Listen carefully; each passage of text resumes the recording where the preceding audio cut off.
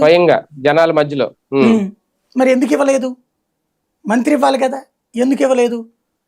రంగా కొడుకు అంటే మళ్ళీ ఇక్కడ స్టేటస్ ఎక్కువ. ఇప్పుడు వాస్తవంగా పవన్ కళ్యాణ్ని సినిమా యాక్టర్గా చూసి తర్వాత పొలిటీషియన్గా చూశారు. బట్ రంగా కొడుకుని వచ్చేటప్పటికి కాపు నాయకుడి కొడుకు కిందన బాగా ఆదరించారు. ఇప్పటికి కూడా వేరే రాజకీయ పార్టీల వాళ్ళు కూడా రాధా అని పిలుస్తుంటారు, గౌరవిస్తుంటారు. ఈవెన్ వైసీపీ వాళ్ళు, కాంగ్రెస్ వాళ్ళు, ఇట్లాంటి వాళ్ళు. అయితే తను దురదృష్టం కొద్దీ నియోజకవర్గంలో గెలవలేకపోవడం, తను తీసుకున్నటువంటి నిర్ణయాల వల్ల, ప్లస్ ఆర్థికంగా రంగా స్వార్థపరుడు కాదు.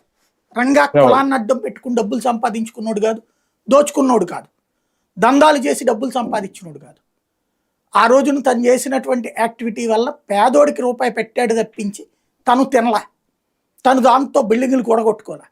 కాబట్టి డబ్బులు లేకపోయేటప్పటికి ఇతన్ని ఎన్నికలకి ఇబ్బంది పడుతున్నాడు. అందువల్లనే చివరికి డైరెక్ట్ ప్రత్యక్ష సీటే రారు.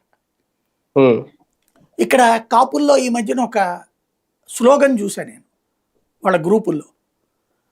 రంగా మరణం తర్వాతన కాపులు కోల్పోయినటువంటి దాన్ని, ఇదే తెలుగుదేశం కోల్పోయిన కాపు ఓట్ బ్యాంక్ని పవన్ కళ్యాణ్ తెలుగుదేశానికి చేర్చాడు.